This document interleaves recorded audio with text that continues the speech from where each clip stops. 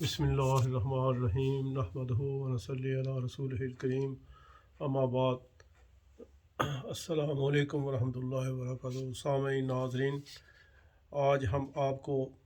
کمالات و اوصاف ولایت کے متعلق عرض کریں گے۔ اللہ تعالیٰ جل شانہ قرآن پاک میں ارشاد فرماتے ہیں، اللہ ولی الذین آمنوا یخرجہم من الظلمات الی النور۔ اللہ تعالیٰ جل شانہ ایمان والوں کو دوست رکھتے ہیں اور انہیں اندھیروں سے نکال کر روشنی کی طرف لے جاتے ہیں۔ اللہ تعالیٰ قرآن پاک میں فرماتے ہیں، افمن شرح اللہ صدرہ سے لے کر آخر تک، یعنی جس شخص کا سینہ اللہ تعالیٰ جل شانہ نے اسلام کے لیے کھول دیا ہے اور وہ اپنے رب کے طرف سے نور حاصل کیے ہوئے ہے۔ اللہ تعالیٰ جل شانہ قرآن پاک میں ارشاد فرماتے ہیں، بلا من اسلم وجہہ سے لے کر آخر تک، یعنی وہ شخص اپنی ہستی کو اللہ تعالیٰ کی اطاعت میں جو سونپ دے اور احسان کے درجہ میں پہنچ جائے، اس کا اجر اپنے رب کے پاس ہے اور وہ خوف و غم سے محفوظ ہے۔ اللہ تعالیٰ جل شانہ قرآن پاک میں ارشاد فرماتے ہیں، قد افلح من تزکا، وہ فلاح پا گیا جس نے اپنے نفس کو سنوار لیا، وذکر اسم ربہ فصلی، اور اپنے رب کی یاد کی اور نماز ادا کی۔ اللہ تعالیٰ جل شانہ قرآن پاک میں ارشاد فرماتے ہیں، الا ان اولیاء اللہ لا خوف علیہم ولا هم یحزنون، غور سے سنو کہ اللہ تعالیٰ جل شانہ کے اولیاء کو نہ کوئی خوف ہے اور نہ ہی وہ غم کھائیں گے۔ لہم البشریٰ فی الحیات الدنیا والآخرہ، ان کے لیے دنیا کی زندگی میں بھی بشارت ہے اور آخرت میں بھی بشارت ہے۔ حضور آقا دو جہاں صلی اللہ علیہ وآلہ وسلم نے ارشاد فرمایا ہے کہ میری امت میں بعض لوگ ایسے ہیں کہ ان کا ظاہر خدا تعالیٰ کی رحمت اور وسعت کی وجہ سے خوش رہتا ہے اور ان کا باطن اللہ تعالیٰ کے خوف کی وجہ سے زاری کرتا رہتا ہے۔ ان کے بدن زمین پر ہیں اور ان کی روحیں آسمان پر ہیں، ان کی جانیں دنیا میں ہیں اور عقلیں عقبہ میں ہیں، بڑے وقار کے ساتھ دنیا کی زندگی گزارتے ہیں، باعث تقرب اعمال کو بجا لاتے ہیں۔ آقا دو جہاں صلی اللہ علیہ وآلہ وسلم نے جب یہ آیت شریف تلاوت فرمائی، افمن یرید اللہ ان یشرح صدرہ للاسلام، بھلا جس کا سینہ اللہ تعالیٰ جل شانہ نے اسلام کے لیے کھول دیا ہے، تو صحابہ کرام رضوان علیہم نے آقا دو جہاں سے عرض کی کہ شرح صدر سے کیا مراد ہے؟ حضور صلی اللہ علیہ وآلہ وسلم نے ارشاد فرمایا کہ جس وقت کسی شخص کے سینہ میں نور داخل کیا جاتا ہے اس کو شرح صدر کہتے ہیں۔ صحابہ پاک نے عرض کی کہ اس کی پہچان کیا ہے؟ حضور صلی اللہ علیہ وسلم نے ارشاد فرمایا کہ ایسا شخص دنیا سے علیحدگی پسند کرتا ہے، آخرت کی طرف رجوع کرتا ہے اور موت کی تیاری میں لگا رہتا ہے۔ مشکوٰۃ شریف میں حضور صلی اللہ علیہ وسلم نے ارشاد فرمایا ہے کہ اللہ تعالیٰ عز و جل فرماتے ہیں کہ مجھے اپنے بندے کا وہ فعل سب سے زیادہ پسند ہے جو میں نے اس پر فرض کیا ہے، اور بندہ ہمیشہ نوافل کے ذریعہ میرا تقرب حاصل کرتا ہے۔ یاد رہے کہ لوگوں کے ساتھ حسن سلوک کرنا بھی نوافل میں آتا ہے، یہاں تک کہ اللہ تعالیٰ فرماتے ہیں کہ میں اسے پسند کرنے لگ جاتا ہوں، اسے دوست بنا لیتا ہوں، اور جب میں اسے اپنا دوست بنا لیتا ہوں تو میں اس کی سماعت بن جاتا ہوں جس سے وہ سنتا ہے۔ اس شخص کی بصارت بن جاتا ہوں جس کے ذریعے وہ دیکھتا ہے، میں اس کے ہاتھ بن جاتا ہوں جن کے ساتھ وہ پکڑتا ہے، میں اس کے پاؤں بن جاتا ہوں جن کے ساتھ وہ چلتا ہے، اگر وہ کچھ مانگے تو اسے عطا کرتا ہوں، اور اگر پناہ طلب کرے تو اسے پناہ عطا کرتا ہوں۔ حدیث قدسی میں ہے کہ رسول اللہ صلی اللہ علیہ وآلہ وسلم نے ارشاد فرمایا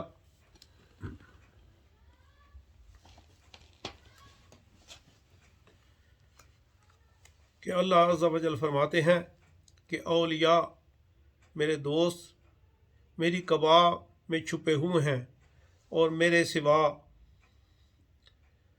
پردہ میں ہیں، یعنی میرا نامحرم انہیں نہیں دیکھ سکتا۔ حضرت سیدہ عائشہ صدیقہ رضی اللہ تعالیٰ عنہا روایت فرماتی ہیں کہ آقا دو جہاں حضور نبی کریم صلی اللہ علیہ وآلہ وسلم نے ارشاد فرمایا ہے کہ جانتے ہو کہ قیامت کے روز سب سے پہلے اللہ تعالیٰ عز و جل کے سایہ میں کون جگہ حاصل کرے گا؟ عرض کی کہ اللہ تعالیٰ جل شانہ اور اس کے رسول مکرم صلی اللہ علیہ وسلم بہتر جانتے ہیں۔ حضور نبی کریم صلی اللہ علیہ وآلہ وسلم نے فرمایا کہ وہ لوگ جن کا حال دنیا میں یہ تھا کہ جب ان کے سامنے حق پیش کیا گیا تو انہوں نے قبول کیا، اور جب ان سے حق مانگا گیا تو انہوں نے ادا کر دیا، اور دوسروں کے معاملہ میں ان کا فیصلہ بھی وہی تھا جو فیصلہ ان کا اپنے بارے میں تھا۔ مسند احمد میں حضرت ابو درداء رضی اللہ تعالیٰ عنہ فرماتے ہیں کہ سچا مومن وہ ہے کہ جس کو نور الہی کی مدد سے پردہ کے پیچھے سے نظر آ جائے۔ اللہ تعالیٰ جل شانہ مومن کے دل میں حق ڈال دیتے ہیں اور حق ہی ان کی زبان پر جاری فرما دیتے ہیں۔ مشکوٰۃ شریف میں سیدنا حضرت علی رضی اللہ تعالیٰ عنہ سے حضرت ابو درداء رضی اللہ تعالیٰ عنہ روایت فرماتے ہیں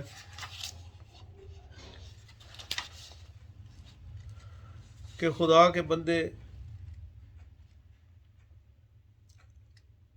جن کی تعداد 40 میں ہے، اس کو کشف المجوب میں حضرت داتا گنج بخش رحمۃ اللہ علیہ نے بھی بیان فرمایا ہے کہ یہ 40 بندے ہر وقت زمین پر موجود رہتے ہیں، ان میں سے کوئی اس وقت تک نہیں انتقال کرتا جب تک کہ دوسرا کوئی ان کی جگہ نہ لے لے۔ یہ زمین کے کتب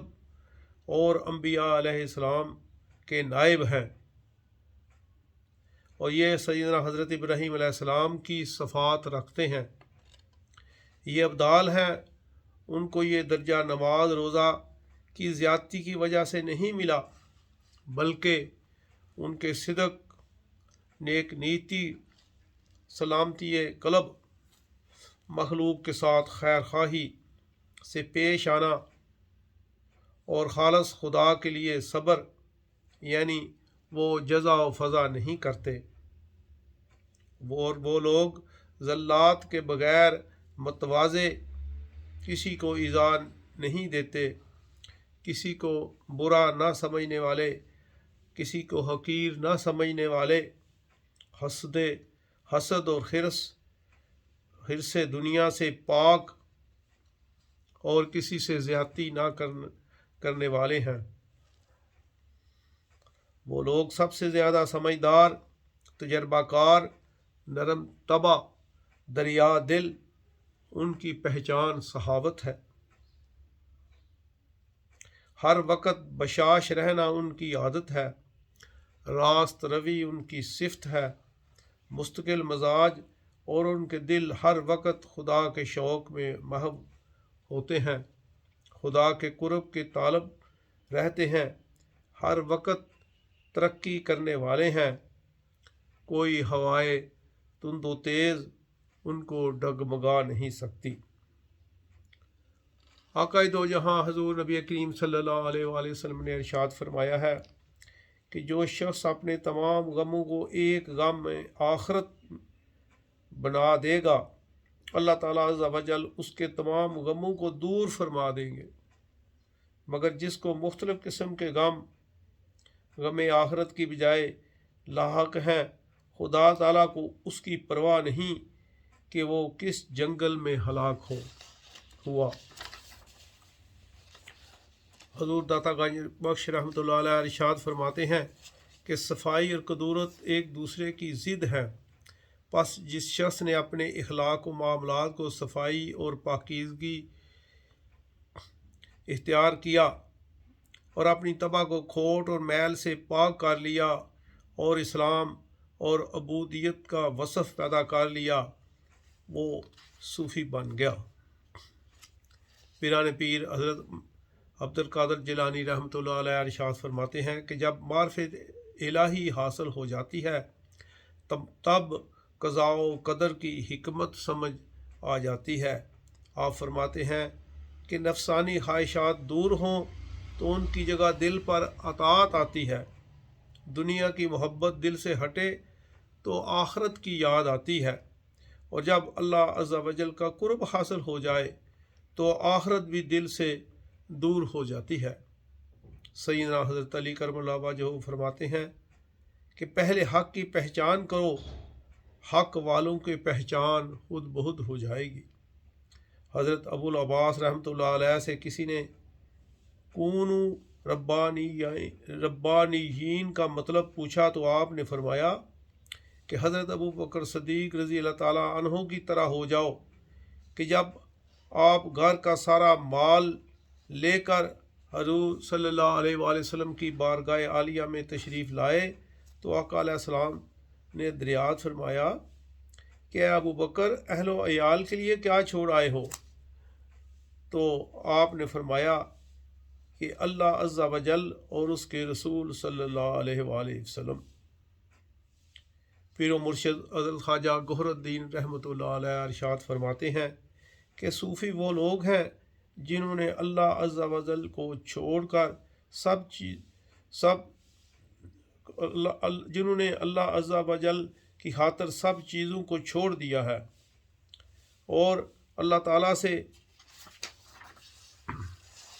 سب سے زیادہ محبت رکھی ہے، بس اللہ تعالیٰ عز و جل نے بھی ان کو ساری مخلوق سے عزیز سمجھا ہے،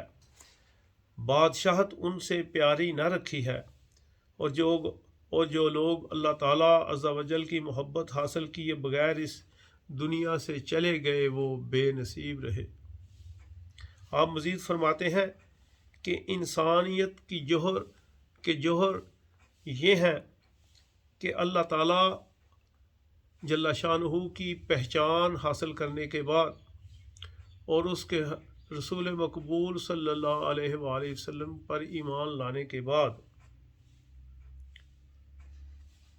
اور اس کے یوم آخرت اور اس کے فرشتوں اور رسولوں اور کتابوں پر ایمان لانے کے بعد اللہ تعالیٰ جل شانہ کی مخلوق سے اللہ واسطے محبت کرے، اور جب اس مخلوق سے کوئی ایذا اور تکلیف پہنچے تو اس کو اللہ واسطے معاف فرما دے، اور مخلوق کے درمیان رہتے ہوئے اپنا دل ان سے الگ رکھے۔ آپ مزید فرماتے ہیں کہ اللہ عز و جل کے حکم کے مطابق اپنی زندگی بسر کرنا اور شریعت کے امر و نہی کے مطابق اعمال بجا لانا اور تمام حرکات و سکنات اور افعال اللہ تعالیٰ کے حکم اور مرضی کے مطابق کرنا، یہ جو شخص کرتا ہے تو اس نے زندگی کا مقصد اور مدعا سمجھ لیا، تو غفلت جاتی رہی بلکہ ہمیشگی کا ذکر حاصل ہو گیا، والا ذکر اللہ اکبر۔ آپ مزید فرماتے ہیں کہ صرف چند وظائف کر لینے اوقات مقررہ میں اور سارا دن رات خدا اور خدا کے رسول صلی اللہ علیہ وسلم سے غافل رہنا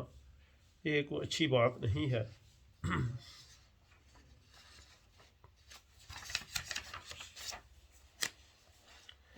حضرت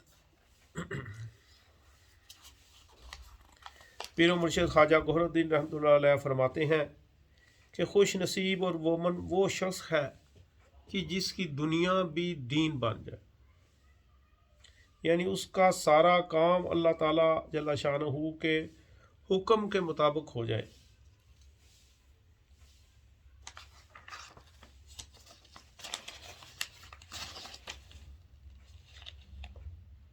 حضرت مجدد الافسانی رحمۃ اللہ علیہ فرماتے ہیں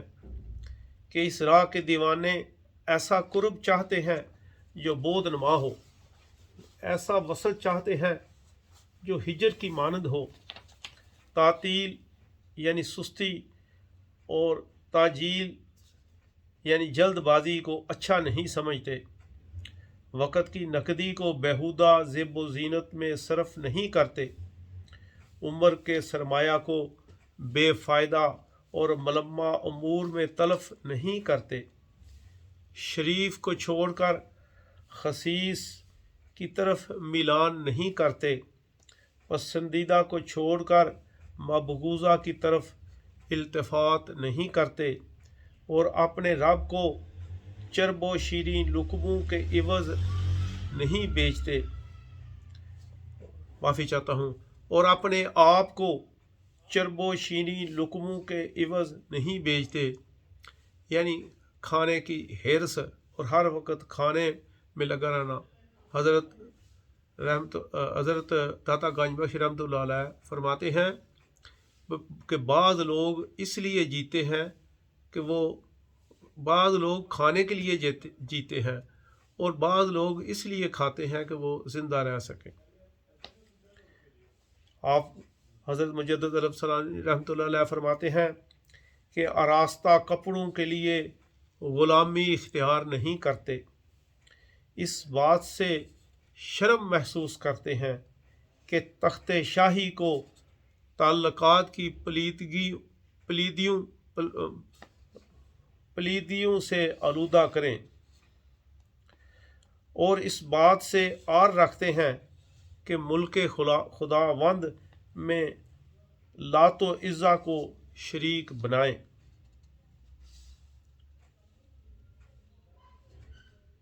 وہ لوگ شرک کا غبار بھی پسند نہیں کرتے، کیونکہ شرک ہو گیا تو سب کچھ عقارت ہو گیا۔ ہمت و عزیمت مردوں کے لیے ہے، کیونکہ مشیت الہی کو وہ برداشت کرنے والے ہیں۔ حضرت نظام الدین اولیاء رحمۃ اللہ علیہ فرماتے ہیں کہ ورد و وظائف اور نماز روزہ تو بیوہ عورتیں تم سے زیادہ کر سکتی ہیں، کوئی مردوں والا کام کرنا چاہیے۔ اور مردوں والے کام سے یہی مراد ہے۔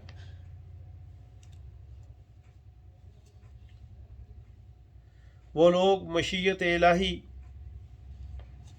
میں اپنی زندگی گزارتے ہیں،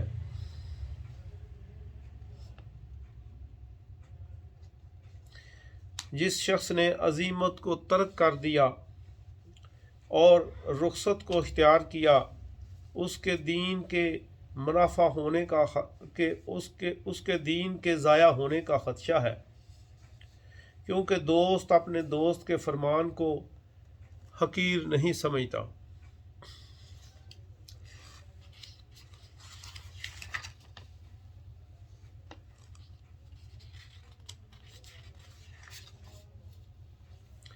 حضرت امام غزالی رحمۃ اللہ علیہ فرماتے ہیں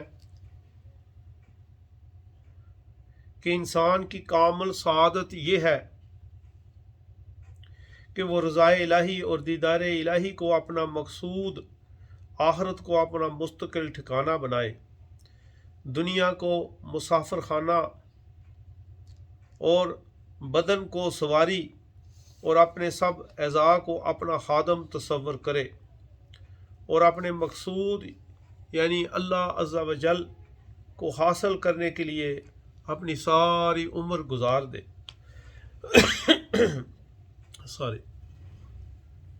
حضرت رابعہ بصری رحمۃ اللہ علیہ فرماتی ہیں کہ یا اللہ، جو تو نے دنیا میں ہمارا حصہ رکھا ہے وہ اپنے دشمنوں کو دے دے، اور جو کچھ آخرت میں ہمارا حصہ رکھا ہے وہ اپنے دوستوں کو دے دے، اور ہمارے لیے تو ہی بس کافی ہو جا۔ حضرت خواجہ معین الدین چشتی اجمیری رحمۃ اللہ علیہ فرماتے ہیں کہ بارگاہ قدس میں ہمیشہ کی حاضری گویا کہ راہ سلوک میں نواحی سے بچنا در حقیقت اوامر کے اتباع سے اچھا ہے۔ حضرت داتا گنج بخش علی اجمیری رحمۃ اللہ علیہ فرماتے ہیں کہ ہمارے شیخ حضرت ابو الحسن حتلی رحمۃ اللہ علیہ فرماتے تھے کہ یہ دنیا کی زندگی ایک دن کے برابر ہے اور ہم اس دن میں بھی روزہ سے ہیں۔ حضرت جنید بغدادی رحمۃ اللہ علیہ فرماتے ہیں کہ دنیا میں معزز ترین 5 لوگ ہیں۔ ایک وہ صوفی جو فقیہ بھی ہو، دوسرا وہ عالم جو عابد بھی ہو، تیسرا وہ درویش جو تائب ہو، چوتھا وہ دولت مند جو متواضع ہو، اور 5واں انسان کامل ہے۔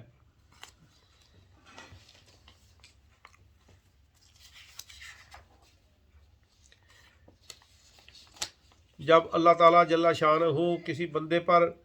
راستی لانا چاہتے ہیں تو اس کی عقل کے ساتھ نور بصیرت شامل فرما دیتے ہیں اور اسے ناپسندیدہ امور سے چھٹکارا حاصل ہو جاتا ہے اور پسندیدہ کی طرف اس کی صحیح رہنمائی ہو جاتی ہے۔ بصیرت کی تائید اور نور شریعت سے منور ہو کر ملکوت یعنی کائنات کے باطن سے وہ واقف ہو جاتا ہے۔ اس کے برعکس